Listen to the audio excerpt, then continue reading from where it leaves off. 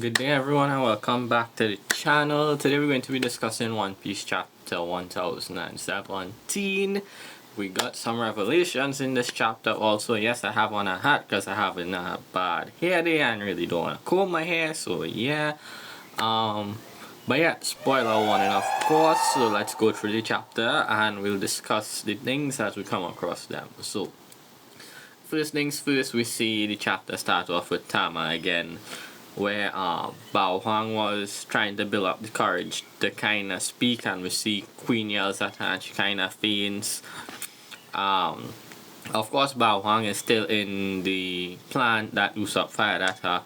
We then cut to a quick panel of Jinbei and Who's Who talking, and one of his officers shot him, it seems.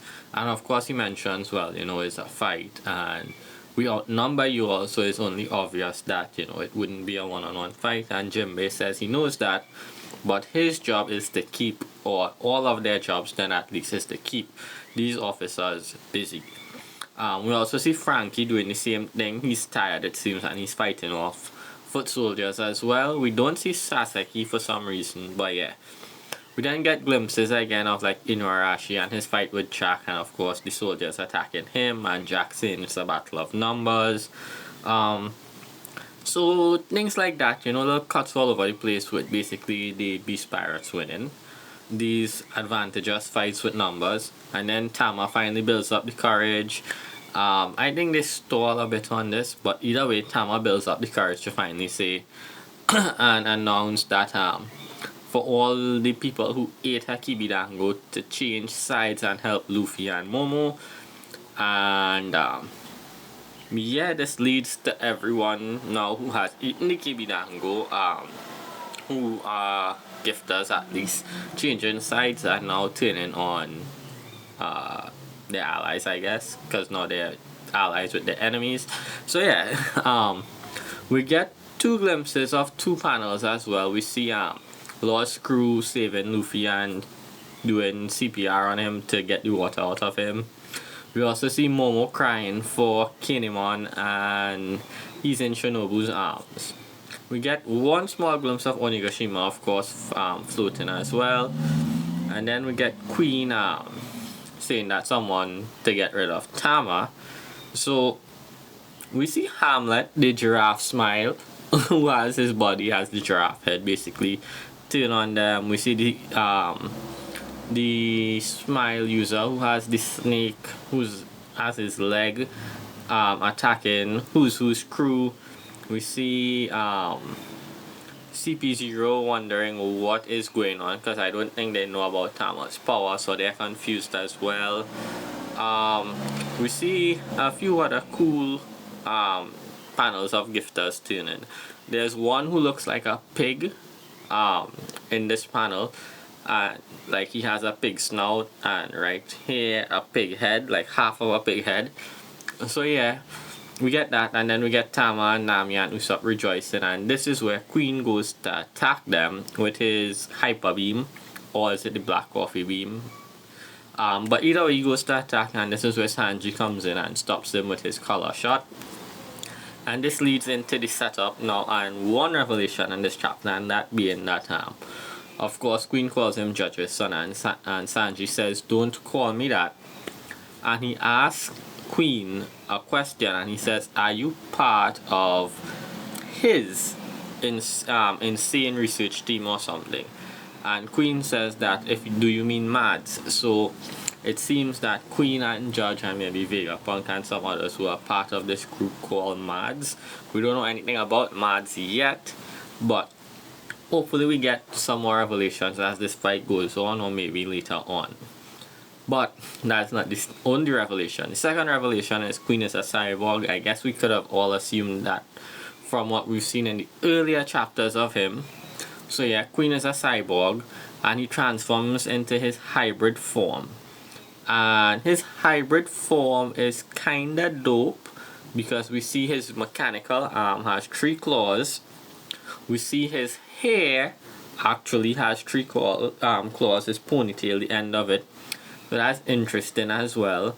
We also see he has his dino tail, his dinosaur tail, and it's still robotic and extended like what he did to his neck before. And his tail has a claw on it as well. And if we look at the back of his neck going down his spine, he has pointy protrusions from it as well.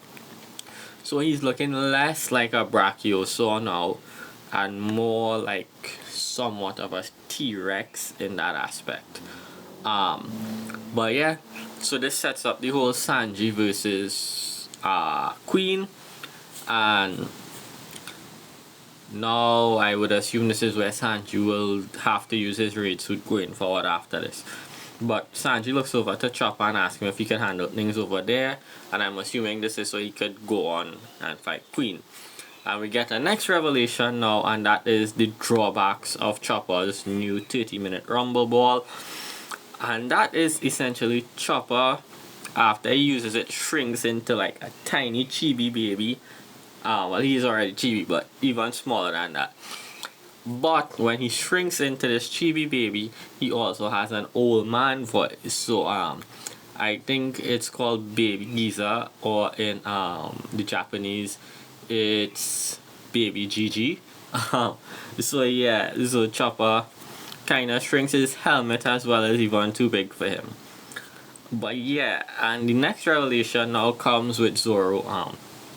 So Miyagi, the mink doctor, mentions to Zoro that on Zou, they have a medicine that kinda heals you up fully, but it's temporary. After you use it, the pain comes back in full. And I believe this or at least this seems similar to what Ivankov did with Luffy at Marineford, where he was injecting him with the pheromones and all of that to make him revitalized at least, and then the pain came back after that. So similar to that, kind of a bit of a hassle in my opinion, because we didn't get mentioned to this before, but I digress. At least we're getting Zoro coming back out. We then cut back now to the 4th floor, which is of course where Jinbei and Who's Who is fighting. And we see Who's Who takes out his sword and he unsheaths it, and it's not really a sword, it's a dagger. I don't understand why he has this long sheath, but anyway, he pulls out his sword and uses blade pistol, which is basically a Getsuga Tensho. And Jinbei deflects it with Fishman Karate, and fires off an attack at Who's Who as well. We see Who's Who use Tempest Kick or Rokoshiki, I believe. I haven't read the names of the Admiral attacks and all of that Marine attacks in ages, so forgive me if I'm wrong. But this is where Jinbei says, so should I call this Iron Body then? And this is where Jinbei basically says those are the 6 powers that government officials used to fight. And we see now this is of course where Who's Who transforms into his hybrid form as well. So we get 2 hybrid reveals this chapter. I'm still waiting to see Jack's hybrid, King's hybrid, and Saseki's hybrid. So hopefully we get those soon. But yeah, his hybrid seems kinda Rob Lucy-esque, because of course they're predatory cats, so that's a given, but he's towering, muscular, claws, fangs, because he's a saber-tooth, and fluffy, because who doesn't like fluffy, right? But yeah, he basically then proceeds to tell Jinbei his story, and before that he uses an attack called Fang Pistol, which is basically kind of like if you ever watch Pokemon, kind of like Fire Fang, where the Fang attack kind of shoots out, or Thunder Fang, or one of those, kind of like that. But Jinbei dodges it, and this is now where we get Who's Who's backstory. And essentially, the backstory for Who's Who is he was thrown in Impel Down 12 years ago or so, and he saw Jinbei in Impel Down while he was down there, and when he saw him, this led to how he figured out what Jinbei was and who Jinbei was and all of that. Now, we get that when Luffy, I guess, escaped from Impel Down and caused that riot, who was able to sneak out and get away as well. So that's the first part of it.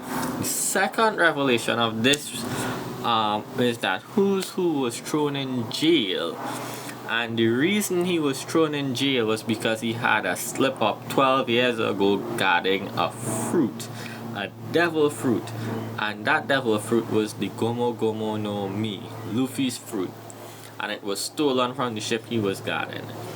So we'll get into that just now. We also get that he was on par or maybe a rival to Rob Lucci, or was on the same level as him or maybe stronger. But now let's dive into the whole devil fruit theory thing now, because the chapter ends there. And I don't believe we have a break next week, or do we? The next chapter is the 4th, so no break. Alright, now Jinbei holding his own. Hopefully we get some more Jinbei action, and showing off some new moves. Back to this whole devil fruit thing now. So in episode 1 of One Piece, as well as chapter 1, we see that Shanks and his crew are in Luffy's town, and we see the whole backstory of how Luffy ate the fruit. And we see that Shanks' crew had fruit. Luffy thought it was dessert and ate it because Luffy eats everything. However, we also get the revelation in one of the latest Vivre cards that Lucky Roo was the one who stole the fruit. So I'm guessing he stole it from the ship they attacked, because they said they got it from an enemy ship. So the question now is, did they directly steal it from a government ship, or what was the outcome? Because we saw Shanks talking to the Gorosei, so I'm going to assume if Shanks robbed the government of this important fruit, then they wouldn't be so willing to talk to him. But why is Luffy's fruit so important? That's the next question. Why did it require a guard, someone to guard it and protect it? So this raises more questions about the Gomo Gomo no Mi, as well as Shanks and his crew. But yeah, why did Lucky Roo steal the fruit for Shanks' crew? Was Shanks going to eat the fruit? Was Lucky Roo going to eat the fruit? Does Luffy fruit contain some random power that we don't know about? Is it tied to Joy Boy some way? Did Joy Boy have the fruit? Is that why the government is trying to keep it hidden? Because we saw they have his giant straw hat. So are they collecting like artifacts from Joy Boy to store something to that effect? We don't know, but it raises a lot of questions. So yeah, a lot of questions. Less answers than we expected. So yeah, let me know what you guys think down below, of course. Hope you enjoyed this little review and discussion, and I'll see you all in the next one. Also hit like, hit subscribe, and yeah, I'll see you all in the next video. And don't forget, again, leave your theories, comments down below concerning the fruit, as well as, do you think Queen has any more hidden claws on his body anyway? That's a creepy question, but answer it, because he has 3. Again, I'll see y'all. Bye.